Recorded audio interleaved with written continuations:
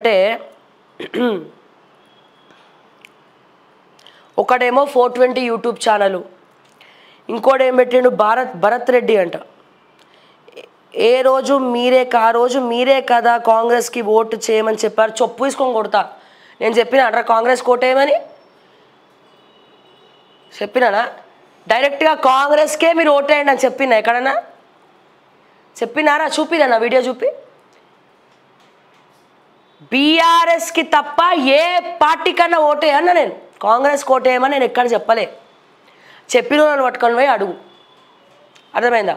బీఆర్ఎస్కి తప్ప, బీఆర్ఎస్ పార్టీకి తప్ప, ఈ అహంకారానికి తప్ప ఎవరికన్నా పోయి ఓటేయమని చెప్పిన. మొత్తం ఛానళ్ళ వీడియోలన్నీ వెనకకి ఇట్లా తిరిగాయి, మొత్తం తిరిగేసి మొత్తం తిరిగి చూసుకో, అర్థమైందా? ఇంకోటేమో పెట్టిండు, ఏం పెట్టిండు? మీ వల్లనే తెలంగాణ ప్రజలు అనుభవిస్తున్నారు. నా వల్ల కాదురా, 4 లక్షల కోట్లు కేటీఆర్ తీసుకుపోయి ఆడ పెట్టిండంట. ఏడా? సింగపూర్లో పెట్టిండంట పైసలు మొత్తం కుటుంబీకులు అంతా. స్కాములు గీములు అన్నీ మాట్లాడితే అనవసరంగా రెచ్చగొట్టక ప్రూఫ్స్ సహా చూపిస్తా. నా దగ్గర వీడియోలు కూడా ఉన్నాయి. 4 లక్షల కోట్ల నెట్ హాట్ కేక్ లాగా వీళ్ళు ఎట్లనైతే చేసిండ్రో, ఎవడెవడు ఉన్నాడో మొత్తం వీడియోలు ఉన్నాయి. నాకు కనుక రెచ్చగొడతా గన్ని బయట పెట్టి పాడదొబ్బుతా బిడ్డ, అర్థమైందా? ఈ 4 లక్షల కోట్లు బయట పెట్టి పాడదొబ్బుతా. అహంకారంకి పోయింది మీరు రబ్బాయి, అహంకారంకి పోయింది మీరు. అడ్డమైన కేసులు పెట్టింది మీరు కేసులు పెడితే ఊర్లల్లా నేరెళ్ళ బాధితులను ఎవడు కొట్టించిండ్రా? మల్లన్న సాగర్ బాధితులందరూ రోడ్డు మీదకి ఎందుకు పడ్డారు రబ్బాయి? ఎందుకు పడ్డారు? ఎవడి వల్ల పడ్డాడు? ధరణి సమస్యలు ఎవడి వల్ల వచ్చినాయి రా? 15 లక్షల మంది బాధితులు ఈ రోజున రోడ్డు మీద అడుక్క తింటా ఉన్నదే. 15 లక్షల మంది బాధితులు సవరణలు చేయండి కాలు మొక్తా బాంచనని తిరుగుతున్నారా బయట. అడ్డమైన ధరణిని తెచ్చి పోటలా మార్చి రోడ్ల మీద తిరగబెడుతుర్రా. అడ్డమైన వాళ్ళందరూ కూడా ఏడుస్తున్నారు. చూపించమంటారా? తీసుకురండి, ఆఫీస్ ఫోన్ ఇవ్వండి. ఇప్పటికి కూడా కాంగ్రెస్ ప్రభుత్వం పట్టించుకోవట్లే. వీళ్ళు కూడా అమ్ముడు పోతున్నారు. శ్రావ్య గారు, మా ధరణి కష్టాలు అట్లనే ఉన్నాయి, మా భూములు అమ్ముకోవడానికి లేదు, మా ఆడపిల్లల పెళ్లిళ్ళు చేయడానికి లేదు, మమ్మల్ని బ్లాక్మెయిల్ చేస్తున్నారు, బ్రోకర్లు వచ్చి మాట్లాడుతున్నారు అని చెప్పి దందాలు చేసుకొని ఏడుస్తున్నారు. ఆ ఉసురు ఊరికేనే పోతాదిరా. ఆ చాయ్ బిస్కెట్ తిన్నవాడు ఎక్కడ కూర్చున్నాడు పోయి ఆ బీహార్ రోడ్ తోటి ధరణి అనే దరిద్రాన్ని నెత్తి మీద కుదిబండలాగా తెచ్చిపెట్టిన సన్నాసి ఎవడురా? ఇక నన్ను రెచ్చగొడతానని మాట్లాడతారా పోయి చెప్తున్నా నేను. మీరన్నీ తప్పులు చేసి తప్పుల్ని ఎత్తి చూపించి మా తప్పులు అంటారా? ఇడియట్స్, ఏం మాట్లాడుతున్నారా నీకు?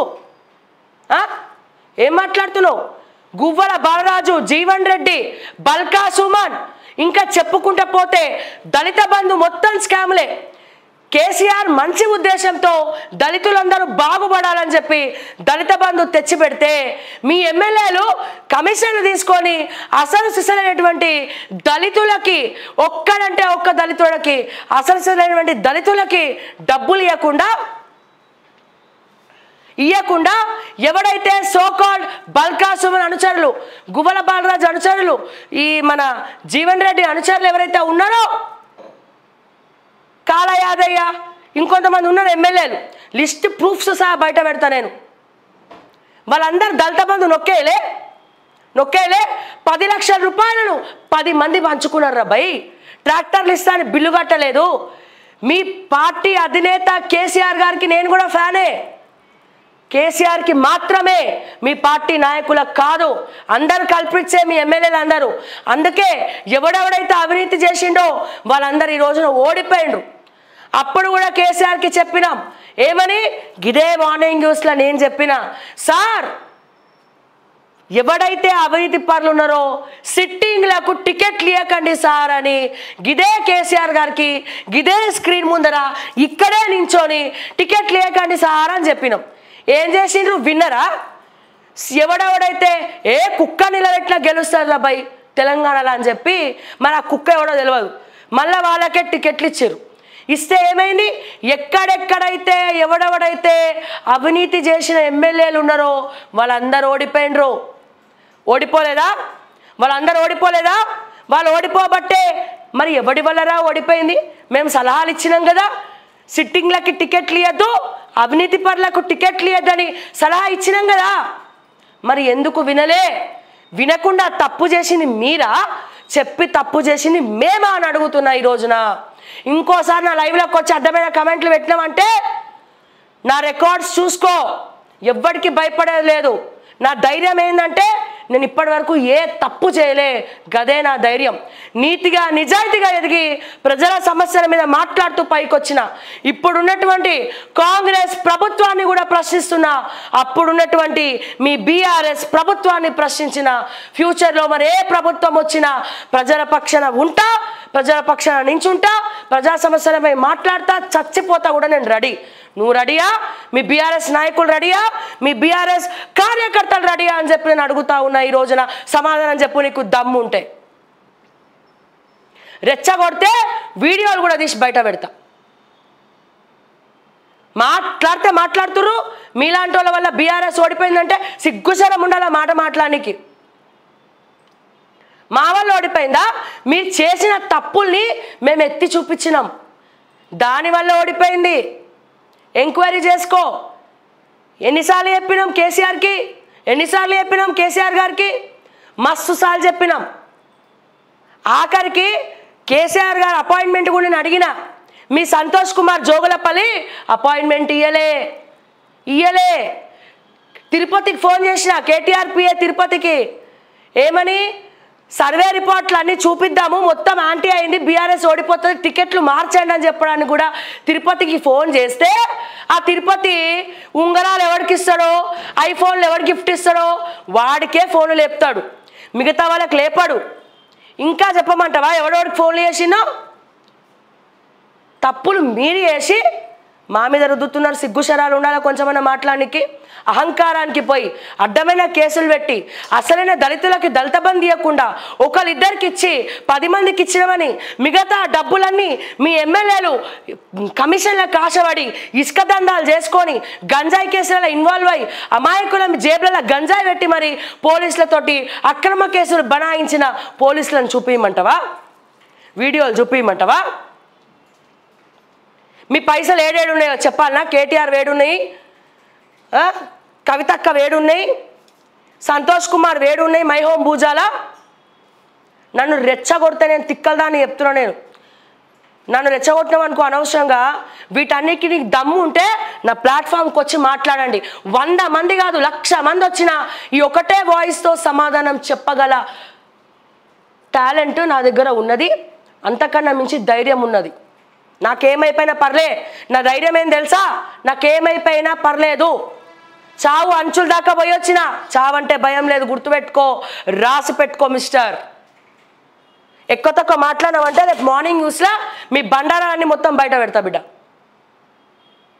ఇప్పుడు కూడా చెప్తున్నా, మొన్న కూడా చెప్పినా, ఎందుకు బీఆర్ఎస్ పార్టీ సవరణలు చేస్తలేదు, కమిటీలు ఎందుకు ఏర్పాటు చేస్తలేదు, నాయకులను ఎందుకు మారుస్తలేదు, మీ మండల అధ్యక్షులను జిల్లా అధ్యక్షులను ఇంకా అవినీతి పరులు ఓడిపోయిన వాళ్ళే ఉన్నారు, ఎందుకు మారుస్తలేదని కేటీఆర్ని అడిగినా. అంటే ఇంటికి పోయి అడగలే, ఇదే మార్నింగ్ న్యూస్ నుంచి అడిగిన. అన్నీ చూస్తారు వీడియోలు, వాళ్ళకి అన్నీ తెలుసు, మా వీడియోలు అన్నీ చూస్తారు. ఓకే, మరి ఎందుకు మారుస్తలేరు మీరు? జిల్లా అధ్యక్షులు ఓడిపోయిన వాళ్ళని ఎందుకు పెట్టారు? ఇంకా పాత చింతకాయ పచ్చళ్ళగా పాత వాళ్ళని ఎందుకు పెట్టారు? కుక్కలు కూడా చూడ వాళ్ళ ఫేసులు. మార్చండి, కొత్త వాళ్ళని తీసుకోండి, ప్రజల కోసం ఫైట్ చేయండి, మారండి. ఇకనైనా మీరు మారితే మేము అందరం సపోర్ట్ చేయడానికి రెడీగా ఉన్నాం రా నాయన అంటే మీరు ఇంకా గట్లనే తెచ్చగొట్టి మమ్మల్ని ఇబ్బంది పెడితే నేను చెప్తున్నా, నేను అసలే నాకు టెంపర్ లాస్ అయితే నేను ఏం లెక్క చేయ, జైల్లో పోయి కూర్చొని ఊసు లెక్క పెడతా.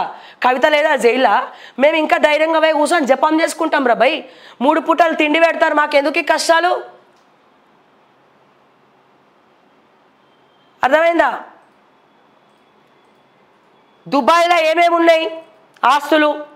4 లక్షల కోట్లు ఏడున్నాయి? మీ కల్వకుంట్ల కుటుంబ పైసలు ఏడున్నాయి? మీ పార్టీ అధినేతల పైసలు ఏడున్నాయి? ఎవరి జేబులు ఉన్నాయి? ఇవన్నీ వీడియోలు కూడా ఉన్నాయి మా దగ్గర. కానీ కేసీఆర్ అంటే అభిమానం ఉన్నది. కేసీఆర్ అంటే అభిమానం ఉన్నది. నేను మళ్ళీ చెప్తున్నా, రాసి పెట్టుకో. ఇప్పటికైనా కేసీఆర్ని కలుద్దామని ఇప్పుడు కూడా మనకు ఫోన్ చేస్తే అపాయింట్మెంట్ ఇస్తలేరు. భయపడుతుర్రా లేకపోతే ఎందుకో తెలియదు కానీ ఇంకా మారలే, ఇంకా అపాయింట్మెంట్లు లేవు, ఇంకా ఫోన్లు లేపరు, ఇంకా అట్లనే ఉన్నారు, ఏం మారలే సిస్టము. అర్థమైందా?